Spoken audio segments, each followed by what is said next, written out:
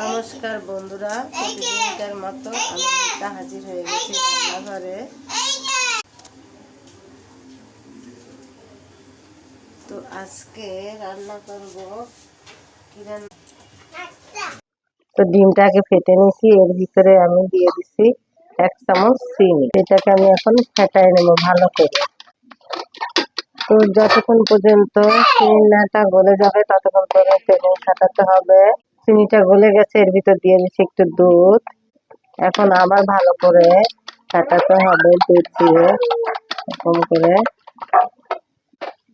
রুটিগুলোকে, এটা পাউরুটিকে আমি ছোট ছোট করে কেটে নিয়েছি। এখন এটা ভিতরে আমি ডুবিয়ে তেলে দেখেন কেমন সুন্দর হচ্ছে।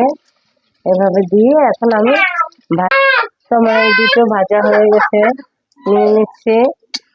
তো বন্ধুরা দেখেন, ঝটপট বিকালের নাস্তা হয়ে গেল কত সুন্দর করে।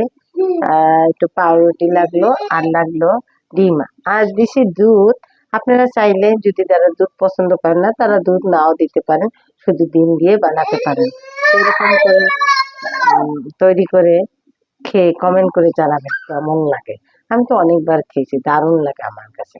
আপনারা একটু কমেন্ট করে জানাবেন। আর আমার চ্যানেলটা সাবস্ক্রাইব করতে ভুলবেন না, কিন্তু পাশে থাকতে।